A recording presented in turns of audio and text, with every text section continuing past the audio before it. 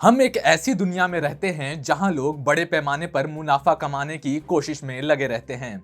अधिकांश अरबपति खुद को किसी देश या सरकार से बड़ा सोचते हैं।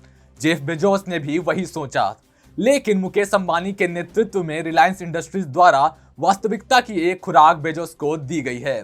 नमस्कार, स्वागत है आपका TFI पर, जो है भारत का सबसे बड़ा ऑल्टरनेट न्यूज मीडिया पोर्टल। और मैं शाश्वत सिंह आपको बताऊंगा कि कैसे एक ही बार से रिलायंस अमेजॉन को चकनाचूर करने हेतु पूरी तरह उद्धत है। तो अविलंब आरंभ करते हैं। रिलायंस अब आधुनिक 5G संचालन कला रोबोटिक्स प्रणाली के साथ खुद को सशक्त बनाने के लिए तैयार हो रहा है। ई कॉमर्स का भविष्य स्वचालन और रोबोटिक्स में निहित है। रिलायंस इस क्षेत्र में भारी निवेश कर रही है। ई कॉमर्स सेक्टर में प्रभुत्व की लड़ाई में अमेजॉन के साथ मुकेश अंबानी के नेतृत्व में रिलायंस इंडस्ट्रीज लिमिटेड ने एक बड़ा बाजार अधिग्रहण का मन बना लिया है। रिलायंस ने एडवर्ब टेक्नोलॉजीज प्राइवेट लिमिटेड नामक भारतीय रोबोटिक्स स्टार्टअप में एक बड़ी हिस्सेदारी खरीदी है। आपको बता दें कि एडवर्ब टेक्नोलॉजीज ई कॉमर्स और ऊर्जा उत्पादन को एक और अधिक कुशल बनाने के लिए रोबोट का उपयोग करती है। नोएडा स्थित कंपनी रोबोटिक्स हार्डवेयर और सॉफ्टवेयर से तैनाती तक हर एक पहलू में काम करने में समर्थ है। अमेजॉन जैसे वैश्विक कंपनी के साथ प्रतिस्पर्धा करने के लिए रिलायंस ने top of the line machinery plus robotics के मामले में मजबूत होने के लिए एडवर्ब के साथ सौदा किया है, जिससे आने वाले भविष्य में रिटेल की दुनिया में अमेजॉन को मात दी जा सके। ब्लूमबर्ग के साथ एक टेलीफोनिक साक्षात्कार में एडवर्ब के संस्थापक संगीत कुमार ने कहा कि रिलायंस की डिजिटल वेयरहाउसिंग में स्वचालन को लागू करने में बड़ी योजनाएं हैं। उनके पास अगले 2 वर्षों में सैकड़ों स्थानों पर वेयरहाउस का विस्तार करने की योजना है। यह पहली बार नहीं है कि दोनों कंपनियां एक साथ सहयोग कर रही हैं। एडवर्ब ने पहले ही जामनगर स्थित रिलायंस समूह में विशाल सौर कारखानों की रिफाइनरी के लिए ऑटोमेशन प्रणाली विकसित किया है। इस अधिग्रहण के साथ Reliance next level 5G robotics और बैटरी सिस्टम के साथ साथ किफायती उन्नत रोबोट बनाने के लिए कार्बन फाइबर का निर्माण करने की योजना बना रहा है।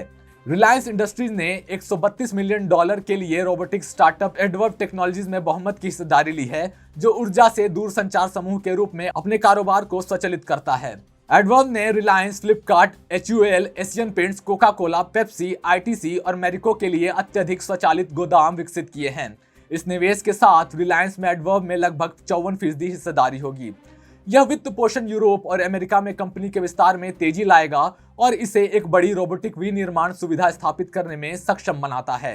एडवर्ब कंपनी के अनुसार यह सुविधा पूरी तरह से स्वचालित हो जाएगी और रोबोटिक क्षेत्र में वैश्विक स्तर पर भारत को प्रेरित करेगी।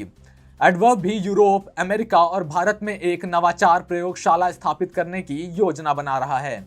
एडवर्ब टेक्नोलॉजीज के CEO ने कहा, रिलायंस पहले से ही एक ग्राहक था। हमने अपने जियो मार्ट किराने के व्यवसाय के लिए अत्यधिक स्वचालित गोदामों को सह निर्मित और वितरित किया था। यह रणनीतिक साझेदारी हमें नई ऊर्जा पहलों के माध्यम से 5G बैटरी तकनीक का लाभ उठाने में मदद करेगी। भौतिक विज्ञान को अधिक उत्पन्न और किफायती रोबोट प्रदान करने के लिए भी ये कार्य करेगी।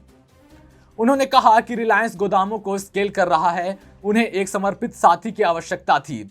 कुमार ने कहा, यह किराने, फैशन और जीवन शैली, फार्मा, सामान्य व्यापार और फर्नीचर जैसे व्यवसाय के हर खंड के लिए गोदाम स्थापित कर रहा है। उन्होंने आगे कहा कि इन गोदामों को स्वचालन की आवश्यकता होती है और हम इन गोदामों में से कुछ में हमारी कई तकनीकों का परीक्षण और कार्यान्वित कर सकेंगे। रिलायंस ई कॉमर्स पर भी बिगिंग कर रहा है और विश्लेषकों के मुताबिक एडवर्ब की तकनीक से रिलायंस को अपने ऑनलाइन खुदरा प्लेटफॉर्म जैसे आजियो और जियो मार्ट को स्केल करने में मदद करने की उम्मीद है।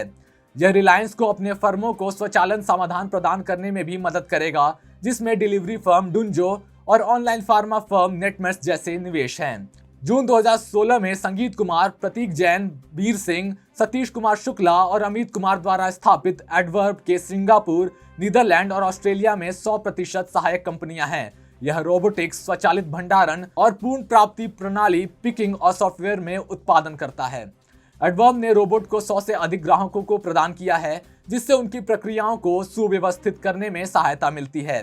कुमार ने कहा कि R&D पर स्टार्टअप अपने राजस्व का 10% तैनात करता है। एडवर्ब ने कहा कि यह भारत का एक दुर्लभ हार्डवेयर और सॉफ्टवेयर स्टार्टअप है जो खुद रोबोट बनाती है और इन रोबोटों को नियंत्रित करने के लिए सॉफ्टवेयर विकसित करती है।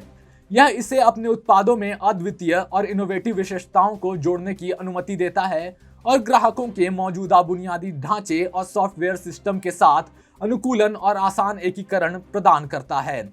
इसने ऑस्ट्रेलिया, सिंगापुर, फिलीपींस, ब्रिटेन और वियतनाम जैसे देशों में ग्राहकों को रोबोट निर्यात किए हैं। एडवर्ब में एक वर्ष में विभिन्न प्रकार के 10,000 रोबोट बनाने की क्षमता है। मार्च 2021 में अनावरण किया गया विनिर्माण इकाई नोएडा में 2.5 एकड़ में फैली हुई है और mobile robot, robot pallet shuttle और कार्टन शटल सहित सभी प्रकार के रोबोट और सहबॉट का उत्पादन करने की क्षमता रखता है, जो परिवहन और कारखानों और गोदामों के अंदर सामग्री स्थानांतरण में मदद करता है। इसमें गोदाम में सामग्री के प्रवाह को समन्वित करने और विभिन्न नेविगेशन मॉड्यूल के आधार पर रोबोट के बेड़े को नियंत्रित करने के लिए सिस्टम है। नए विनिर्माण सुविधा के साथ वित्त वर्ष 2023 में परिचालित होने की उम्मीद है। कंपनी के पास एक वर्ष में 50,000 रोबोट का उत्पादन करने की क्षमता होगी। वैश्विक रोबोटिक्स बाजार का मूल्य 2020 में 27.73 अरब डॉलर था और 2026 तक 74.1 अरब डॉलर तक पहुंचने की उम्मीद है, जो 17.45% की CAGR दर्ज कर रहा है। एडवर्ब के साथ गठजोड़ के बाद रिलायंस अपने प्रतिद्वंदियों पर एक अस्थायी बढ़त रख सकता है, जिनमें अमेजॉन प्रमुख है। रिलायंस द्वारा किए जा रहे ऑटोमेशन और रोबोट्स में निवेश से जेफ बेजोस असहज हो जाएंगे। आपको बता दें कि भारत में ई-कॉमर्स का अच्छा भविष्य है और यह एक अच्छी खबर है कि एक भारतीय कंपनी एक लालची अमेरिकी कंपनी के एकाधिकार को चुनौती दे रही है।